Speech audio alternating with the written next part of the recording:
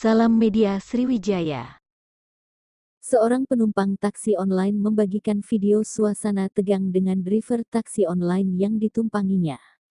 Di video yang kini viral itu, driver terdengar meluapkan amarah, sedangkan penumpang tak merespons sembari diam-diam merekam omelan driver. Video tersebut dibagikan TikToker dengan handle @vivioktalia pada Jumat tanggal 30 Desember tahun 2022. Berdasarkan kronologi yang dijelaskan dalam video itu, ketegangan di antara keduanya berawal dari masalah soal rute tujuan penumpang. Disebutkan bahwa penumpang sempat meminta untuk diantar lewat jalan tol karena sedang mengejar waktu, tetapi sopir taksi online tersebut ngotot akan melewati jalan biasa. Alasan driver karena ketahuan GF nanti kalau enggak pakai jalan yang direkomendasikan G, dan driver bisa disuspend.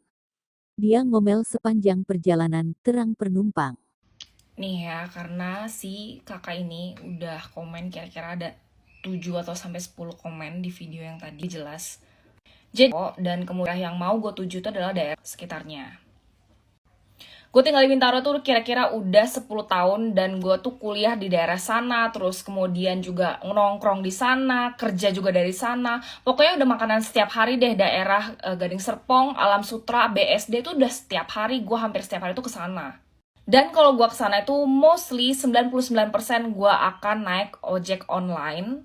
Mau bike, mau car, apapun itu gue akan selalu pesan ojek online kalau misalnya nggak dijemput sama tunangan gue.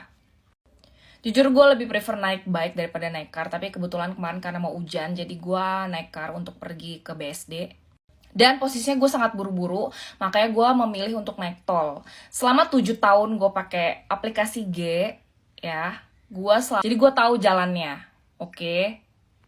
Dan lagi-lagi gue selalu ditanya. Edit langsung kan? Makanya lain kali asal tahu aja deh, ikutin drivernya aja, jangan bilang Suryo sih. Itu kan dari rumah si Ade mau masuk ke closingnya aja udah 6 kilo jauhnya. Saya bawa anak-anak, saya bukan yang sama juga, saya kagak dikasih order ya. Jujur ngomong saya samperin, kan satu jujur saya samperin ke rumah. Saya bawa anak-anak.